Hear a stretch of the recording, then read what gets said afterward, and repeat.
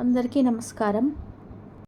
రేపే పుష్య అమావాస్య 100 సంవత్సరాలకు వస్తుంది. ఇది మామూలు అమావాస్య కాదు, చాలా అరుదుగా వచ్చే అమావాస్య. పుష్య అమావాస్యకి మౌని అమావాస్య అని, చోళంగి అమావాస్య అని పేరు. ఈ అమావాస్య శుక్రవారం వస్తుంది. శుక్రవారం రోజు అమావాస్య తిథి వస్తే దానిని శుక్ర అమావాస్య అంటారు. అంటే అద్భుతమైన రోజు. 100 సంవత్సరాల క్రితం వచ్చిందని, మళ్ళీ ఇప్పుడు వస్తుందని జ్యోతిష్యులు చెప్తున్నారు. ఇది సామాన్యమైన అమావాస్య కాదు, చాలా గొప్ప అమావాస్య.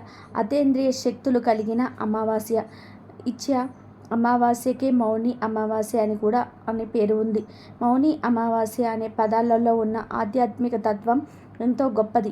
ఈ రోజున ఉపవాసం ఉండి మౌన వ్రతం పాటించి నోటి నుంచి ఒక్క మాట కూడా రాకుండా జాగ్రత్త తీసుకోవాలి.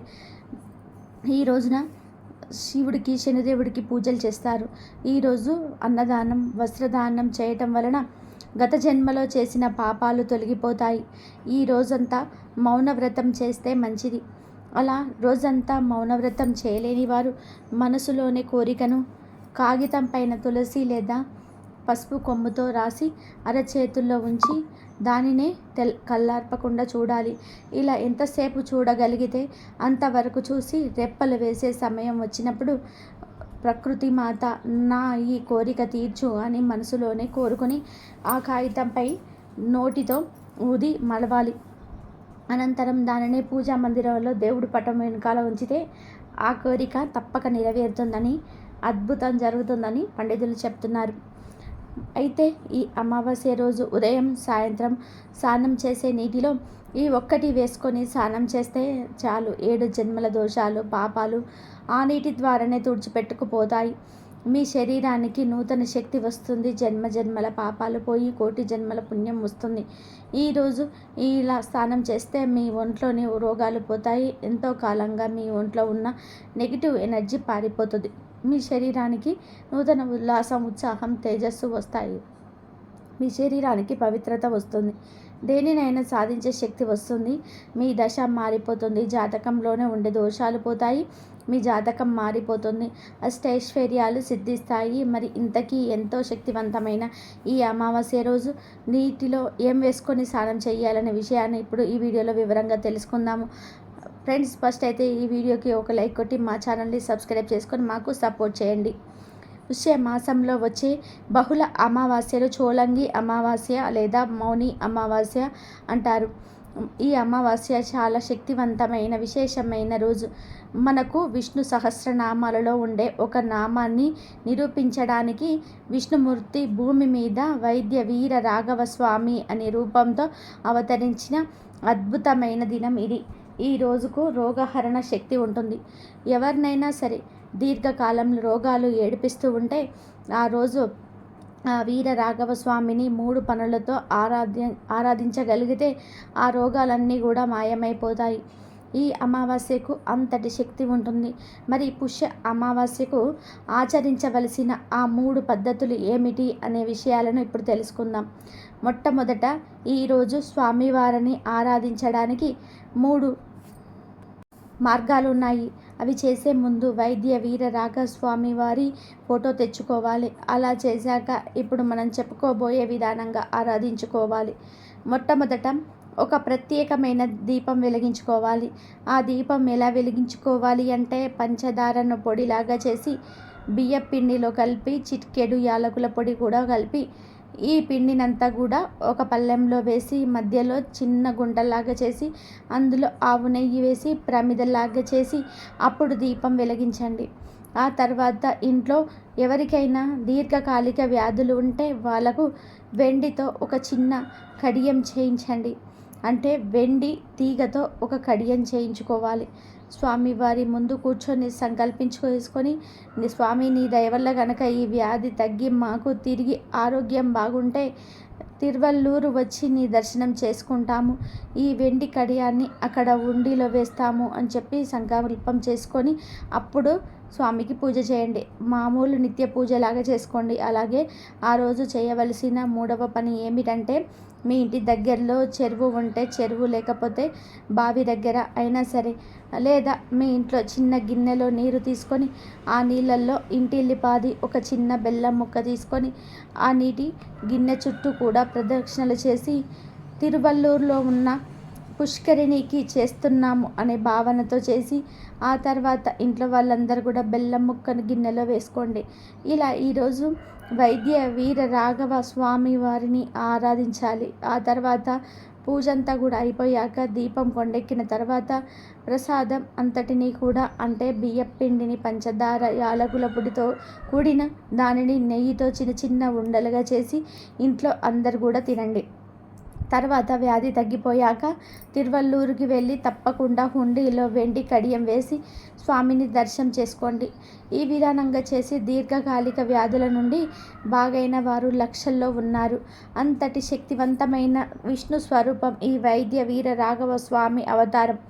ఈ తిరువల్లూరు చెన్నైకి దగ్గరగా ఒక 40 కిలోమీటర్ల దూరంలో ఉంది. మనకు మొత్తం 108 దివ్య దేశాలు ఉన్నాయి. వాటిలో తిరువల్లూరు కూడా ఒక దివ్య దేశం. ఈ క్షేత్రం అమావాస్య రోజు అత్యంత శక్తిని పుంజుకొని ఉంటుంది. ఈరోజు ఇక్కడికి వేల మంది జనాలు వస్తూ ఉంటారు. చోళంగి అమావాస్య రోజు ఈ క్షేత్రం పరిపూర్ణమైన శక్తిని పొందుతుంది. అక్కడికి వెళ్ళి దర్శనం చేసుకుంటే ఎలాంటి రోగాలైనా మాయమైపోతాయి. ఇక్కడ హృత్ప్రాపరాశ్రీ అనే ఒక పుష్కరిణి ఉంటుంది. ఈ పుష్కరిణిలో ఒక బెల్లం ముక్క వేసి స్వామికి నమస్కారం చేసుకుంటారు. ఈ పుష్కరిణి ఎప్పటి నుండో ఉన్న దివ్య పుష్కరిణి.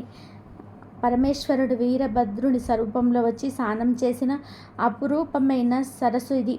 ఆరోగ్యం నుండి ఆత్మజ్ఞానం వరకు ఏదైనా ఇచ్చే దివ్య జ్ఞాన స్వరూపం ఈ వైద్య వీర రాఘవ స్వామి. చోళంగి అమావాస్య రోజు అత్యంత శక్తి ఈ ఆలయంలో ఉంటుంది. ఈరోజు మనం చెప్పుకున్న విధానంగా చేస్తే ఎలాంటి వ్యాధులనైనా నయమయ్యి సకల శుభాలు కలుగుతాయి. మౌని అమావాస్య రోజు గంగా నది పవిత్రంగా మారుతుంది. అందుకే ఈరోజు ప్రతి ఒక్కరు కూడా గంగా స్నానం చేస్తారు. ఈరోజు వారణాసిలోనే జనం గంగా నది స్నానానికి పోటెత్తుతారు. ఈరోజు గంగా నదిలో స్నానం చేసే వారి సకల దరిద్రాలు పోతాయి, సకల పాపాలు పోతాయి, శరీరం పరిశుద్ధమై అత్యంత శక్తి వస్తుంది. గంగా నదిలో స్నానం చేయలేని వారు ఈరోజు దగ్గరలో ఉండే నదిలో స్నానం చేస్తే మంచిది. నదిలో, చెరువుల్లో, కాల్వల్లో ఇలా పారే నీటిలో స్నానం చేసుకోవాలి. అవి కూడా అందుబాటులో లేకపోతే బావి నీటితో లేదా బోరు నీటితో కూడా స్నానం చేయవచ్చు. ఏది కుదరని వారు ఇంట్లోనే స్నానం చేయవచ్చు. ఇంట్లో స్నానం చేసేటప్పుడు ఆ నీటిలో గుప్పెడు వేపాకులు, అంటే లేత వేపాకులను తెచ్చి చేతితో నలిపి నీటిలో వేసుకొని కానీ, లేదా అర స్పూన్ పసుపుతో కానీ నీటిలో వేసుకొని కానీ స్నానం చేయాలి. ఈరోజు ఇలా వేపాకులను కానీ పసుపును కానీ నీటిలో వేసుకొని స్నానం చేస్తే కోటి జన్మల పాపాలు, దోషాలు ఆ నీటి ద్వారా తుడిచిపెట్టుకుపోతాయి. మీ శరీరానికి నూతన శక్తి వస్తుంది. జన్మ జన్మల పాపాలు పోయి కోటి జన్మల పుణ్యం వస్తుంది. ఈరోజు ఇలా స్నానం చేస్తే మీ ఒంట్లో ఉన్న రోగాలు పోతాయి. ఎంతో కాలంగా మీ ఒంట్లో ఉన్న నెగిటివ్ ఎనర్జీ పారిపోతుంది. మీ శరీరానికి నూతన ఉల్లాసం, ఉత్సాహం, తేజస్సు వస్తాయి. మీ శరీరానికి పవిత్రత వస్తుంది. దేనినైనా సాధించే శక్తి వస్తుంది. మీ దశ మారిపోతుంది. జాతకంలో ఉండే దోషాలు పోతాయి. మీ జాతకం మారిపోతుంది. అష్టైశ్వర్యాలు సిద్ధిస్తాయి. కాబట్టి మౌని అమావాస్య రోజు అందరూ కూడా ఈ విధానంగా స్నానం చేసి శుభ ఫలితాలను పొందండి.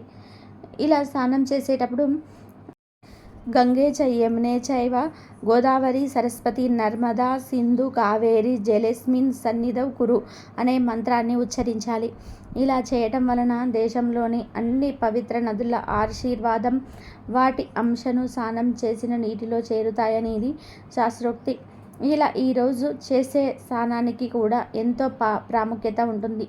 ఇక ఎంతో శక్తివంతమైన ఈ మౌని అమావాస్య రోజు ఉదయం 6 నుండి 9 గంటల మధ్యలో మీ ఇంట్లో పూజ గదిలో లక్ష్మీదేవి ఫోటో ముందు తామర ఆకు మీద దీపం పెడితే మీ ఇల్లంతా కూడా ఐశ్వర్యంతో వెలిగిపోతుందని పెద్దలు చెప్తూ ఉన్నారు.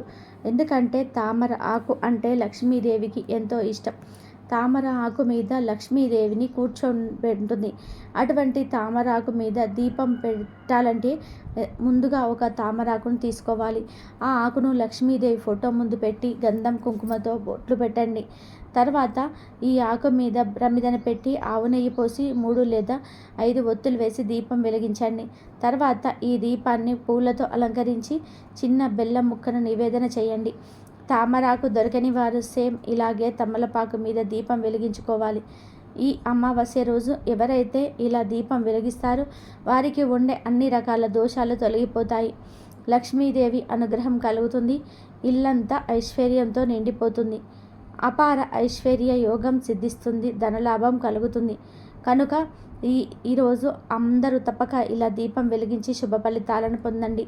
మౌని అమావాస్య రోజు స్త్రీలు పురుషులు ఎవరు కూడా కొన్ని పనులు చేయకూడదు అనే శాస్త్రాలలో ఉంది.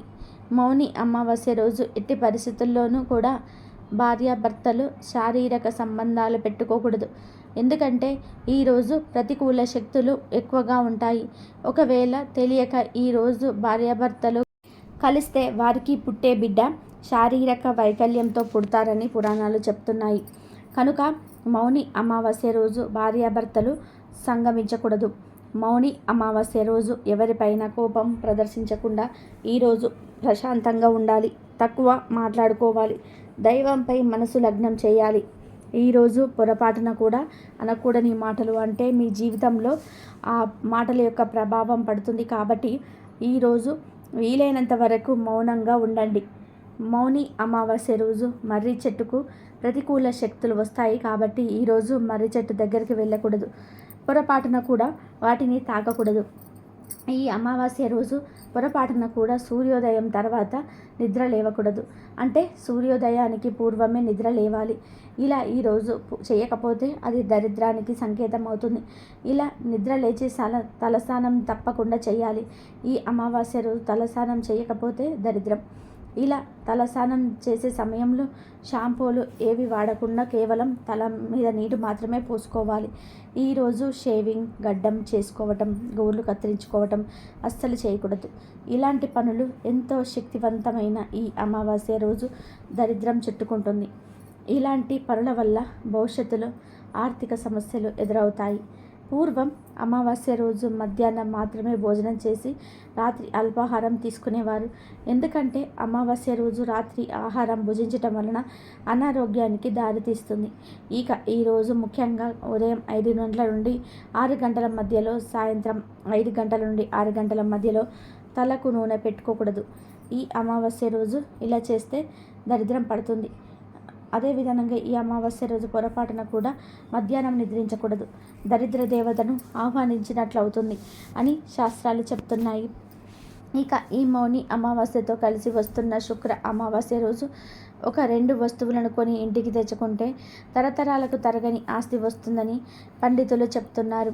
ఆ వస్తువులలో మొదటిది గల్లులుప్పు. శుక్రవారం రోజు ఉప్పు కొంటే మంచి జరుగుతుందని అందరికీ తెలుసు. కానీ అమావాస్యతో కలిసి వచ్చిన శుక్రవారం రోజు గల్లులుప్పు కొంటే 1000 రెట్ల అధిక ఫలితం వస్తుందని శాస్త్రాలు ఉంది. కనుక ఈ అమావాస్యను ఎవ్వరు వదులుకోకండి. ఈరోజు 20 రూపాయలు పెట్టి ఒక గల్లులుప్పు ప్యాకెట్ను కొని ఇంటికి తెచ్చుకోండి. అలా తెచ్చుకోవడం వలన ఆ ఉప్పు ప్యాకెట్ వెనకాల లక్ష్మీదేవి మీ ఇంట్లోకి వస్తుంది. మీ ఇంట్లో ఉన్న కష్టాలన్నీ కూడా పోతాయి. తరతరాలకు తరగని ఐశ్వర్యం, ఆస్తి వస్తాయి. తిరుగులేని రాజయోగం పడుతుంది. అపార ఐశ్వర్యం సిద్ధిస్తుంది. ఇలా ఈరోజు కొని తెచ్చుకున్న గల్లులుప్పును కూరల్లో వాడుకోవచ్చు. లేదా దిష్టి తీయడానికి సపరేట్గా పెట్టి వాడుకోవచ్చు. ఇలా ఉప్పును మీకు కావలసిన విధానంగా వాడుకోవచ్చు. కానీ ఈ అమావాస్య రోజు మాత్రం తప్పకుండా ఒక ఉప్పు ప్యాకెట్ను కొని తెచ్చుకోండి. గల్లులుప్పు, దొడ్డుప్పు, క్రిస్టల్ సాల్ట్ అని ఉప్పును రకరకాలుగా పిలుస్తారు. దీనిని మనము నెగిటివ్ ఎనర్జీని తీసివేయడానికి వాడుతూ ఉంటాము. దిష్టి తీయడానికి వాడుతూ ఉంటాము. వంటల్లో వాడుతుంటాము. లక్ష్మీదేవితో పాటుగా ఉప్పు కూడా సముద్రం నుండి పుట్టిందని, అందుకే ఈ ఉప్పు అంటే లక్ష్మీదేవికి ఎంతో ఇష్టమని శాస్త్రాలలో ఉంది. కనుక అందరూ కూడా ఈ అమావాస్య రోజు తప్పక ఒక ఉప్పు ప్యాకెట్ని కొని తెచ్చుకోండి. రెండవ వస్తువు ఏమిటి అంటే మినుములు. అవును, ఈ అమావాస్య రోజు మినుములు లేదా మినప గుళ్ళను కొని తెచ్చుకుంటే చాలా మంచిది. ఈ ఇంట్లో ఆల్రెడీ ఉన్నా సరే ఈరోజు 1 కేజీ లేదా అర కేజీ మినుములు కొని తెచ్చుకోండి. ఈరోజు మినుములు కొంటే చాలా మంచిది. మినుములు తెచ్చుకొని వాటిని వంటగదిలో పెట్టుకుంటే చాలా విశేషమైన ఫలితం వస్తుంది. చాలా అద్భుతమైన ఫలితాలు వస్తాయి. ధన ఆకర్షణ పెరుగుతుంది. గ్రహ దోషాలన్నీ కూడా విముక్తి కలుగుతుంది. సమస్యల నుండి బయటపడగలుగుతారు. తరతరాలకు తరగని ఐశ్వర్యం వస్తుంది. కాబట్టి ఈరోజు ఎలాగైనా సరే మినుములు కొని ఇంటికి తెచ్చుకోండి. ఈరోజు ఈ 2 వస్తువులలో ఏదో ఒక వస్తువును కొని తెచ్చుకున్న, అవసరం ఉన్నవారు ఈ 2 వస్తువులను కొని తెచ్చుకున్న సకల శుభాలు కలుగుతాయి. అష్టైశ్వర్యాలు కలుగుతాయి. ఈ 2 వస్తువులతో పాటు ఈరోజు పటికను కూడా కొని ఇంటికి తెచ్చుకోవచ్చు. పటికని ఆలం అని కూడా అంటారు. ఇది పూజా స్టోర్స్లో లభిస్తుంది. బయట కొన్ని షాపులలో కూడా, కిరాణా షాపులలో కూడా ఇది దొరుకుతుంది. పటిక గడ్డలు ఎక్కడ పడితే అక్కడ దొరుకుతారు. ఈరోజు 1 పావు కిలో పటిక గడ్డను కొని ఇంటికి తెచ్చుకోండి. ఇలా తెచ్చుకోవడం వలన చాలా పెద్ద కష్టాల నుండి బయటపడగలుగుతారు. ఎందుకంటే తెలుపు రంగులో ఉండే ఈ పటిక అంటే లక్ష్మీదేవికి ఎంతో ఇష్టం. కాబట్టి ఈరోజు పటికను ఇంటికి తెచ్చుకోండి. అలా తెచ్చుకున్న పటికకు పసుపు కుంకుమతో బొట్లు పెట్టి ఒక ఎర్రటి వస్త్రంలో మూట కట్టి మీ ఇంటి మెయిన్ డోర్ దగ్గర కట్టండి. ఇలా కట్టడం వల్ల మీ ఇంటిపై ఉన్న చెడు దృష్టి, నరదిష్టి, నరకన్ను అన్నీ పోతాయి. కనుక వీలైన వారు పటికను కొని తెచ్చుకొని శుభ ఫలితాలను పొందండి. ఇక ఈ అమావాస్య రోజు ఒక 5 వస్తువులను దానం చేస్తే కోటి జన్మల పుణ్యం వస్తుందని శాస్త్రాలలో ఉంది. ఆ 5 వస్తువులలో ఏమిటో తెలుసుకుందాం. మొదటిగా మౌని అమావాస్య నాడు స్నానం చేసి ఆ తర్వాత ధాన్యాన్ని అంటే బియ్యాన్ని బ్రాహ్మణుడికి కానీ లేదా పేదవారికి కానీ దానం చేయాలి. ఇలా చేయటం వలన పూర్వీకులు ఇహలోక యాత్రలో ఆహారాన్ని పొందుతారని, ఆ ఆహారంతోనే వారు సంతృప్తి చెందుతారని పెద్దలు చెప్తున్నారు. ఆ తర్వాత రెండవది ఆవు పాలు. ఈ రోజున ఆవు పాలను ఎవరైనా పేదవారికి దానం చేస్తే మీ పూర్వీకులు మోక్షాన్ని పొంది సంతృప్తి చెందుతారు. ఆవు పాలలో దానం చేయడం ద్వారా దేవతలు, పితృదేవతలు ఆశీర్వదిస్తారు. మూడవది ఆవ నూనె. మౌని అమావాస్య రోజున ఆవ నూనెను అవసరమైన వారికి దానం చేయడం వలన పూర్వీకుల ఆశీర్వాదం నుంచి జీవితంలో ఆనందం లభిస్తాయి. ఈరోజు ఆవ నూనెతో పాటు నువ్వుల నూనె, అన్నము, జామకాయ దానం చేయడం ద్వారా శుభప్రదంగా భావిస్తారు. నాలుగవది దుప్పటి. మౌని అమావాస్య రోజున పేదవారికి దుప్పటి దానం చేయడం ఉత్తమం. జ్యోతిష శాస్త్రం ప్రకారం దుప్పటిని దానం చేయడం వల్ల గ్రహాల ప్రభావం తగ్గుతుంది. పూర్వీకుల మోక్షానికి కూడా సహాయపడుతుంది. పూర్వీకులు దుప్పట్లను దానం చేయడంతో సంతోషిస్తారు. వారి వారసులు సంతోషంగా ఉండాలని ఆశీర్వదిస్తారు. అలాగే పంచదార. పేదవారికి పంచదార దానం చేయడం వలన మీ జీవితం మధురంగా మారిపోతుంది. ఆర్థిక సమస్యలు తీరుతాయి, కష్టాలు పోతాయి అని పెద్దలు చెప్తూ ఉన్నారు. కనుక మీరు కూడా ఈ 5 వస్తువులలో ఏదో ఒకటి దానం చేసి శుభ ఫలితాలను పొందండి. పుష్యమాసంలో వచ్చే అమావాస్యను చోళంగి అమావాస్య అంటారు. జీవనది అయిన గోదావరి పాయల్లో ఒకటి. సాగరాన్ని సంగమించే చోటు కావటం వల్ల ఇక్కడ స్నానం చేస్తే నదిలో, సముద్రంలోనూ ఏకకాలంలో స్నానం చేసిన విశేష ఫలితం పొందుతారు.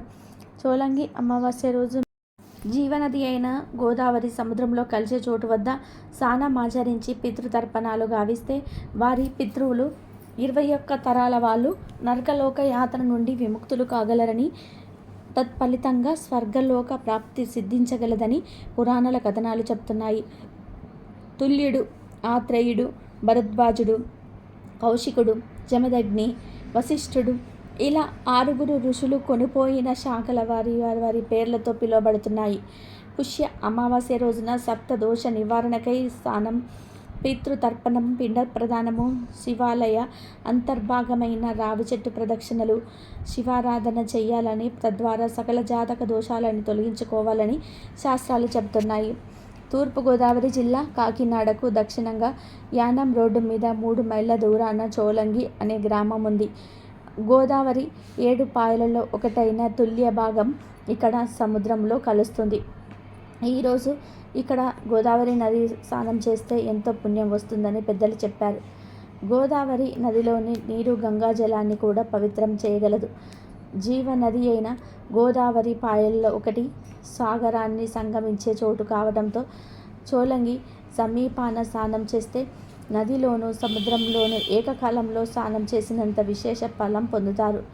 ఈ అమావాస్య రోజు జీవనది గోదావరి సముద్రంలో కలిసే చోటు వద్ద స్నానమాచరించి పితృతర్పణం గావిస్తే వారికి పితృలు 21 తరాల వారు నరకలోక యాత్ర నుండి విముక్తులు కాగలరని, తత్ఫలితంగా స్వర్గలోక ప్రాప్తి సిద్ధించగలదని పురాణ కథనాలు.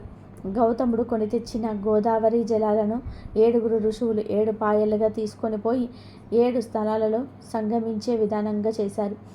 గౌతముడు స్వయంగా పోయిన శాఖ గౌతమి నామాంకితమై గోదావరి ఆక్రముద్ద మాసాన్ని తిప్ప చోట సముద్రంలో కలుస్తున్నది.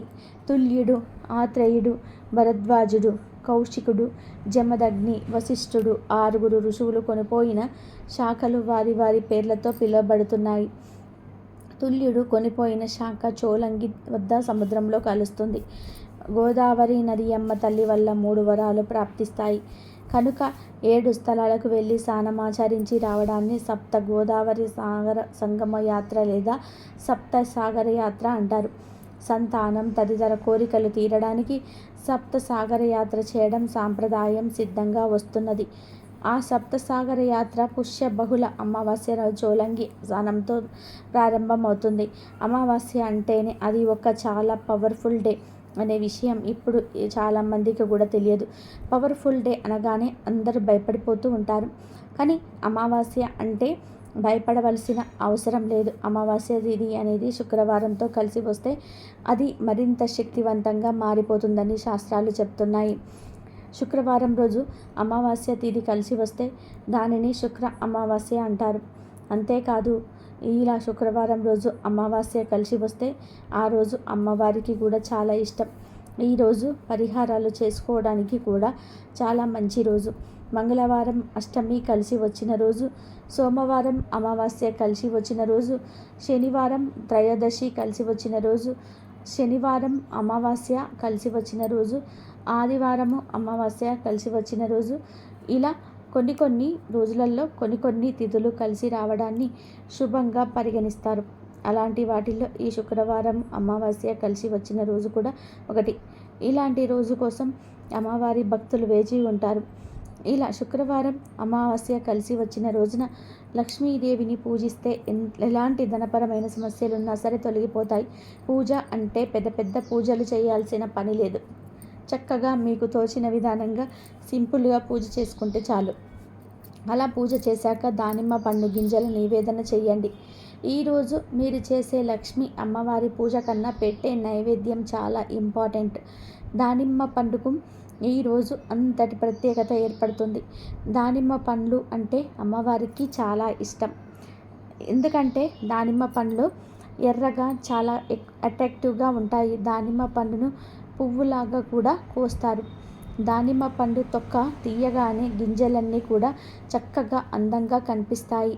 దానిమ్మ పండులోని లక్ష్మీదేవి ఉంటుంది. అందుకే అమావాస్య శుక్రవారం కలిసి వచ్చిన రోజున లక్ష్మీదేవిని తోచిన విధానంగా పూజించి దానిమ్మ పండు నివేదన చేయండి. ఆ తర్వాత ఆ దానిమ్మ పండు గింజలను ఇలా ఇంట్లో వాళ్ళందరూ కూడా ప్రసాదంగా స్వీకరించి తినండి. ఈ ఒక్క రోజు ఇలా చేస్తే చాలు. ఈరోజే మీకున్న ధన సమస్యలు తొలగిపోతాయి. ఆ సమస్యల నుండి బయటపడే మార్గం తెలుస్తుంది. ఇదండి ఈరోజు వీడియో. నా వీడియో కనుక మీకు నచ్చినట్లయితే ప్లీజ్ లైక్ చేయండి, షేర్ చేయండి, సబ్స్క్రైబ్ చేయండి. మరొక మంచి వీడియోతో మళ్ళీ కలుద్దాం. అమావాస్య రోజు ఈ విధానంగా చేసుకున్నట్లయితే మీకు అమ్మవారి అనుగ్రహం కలుగుతుంది.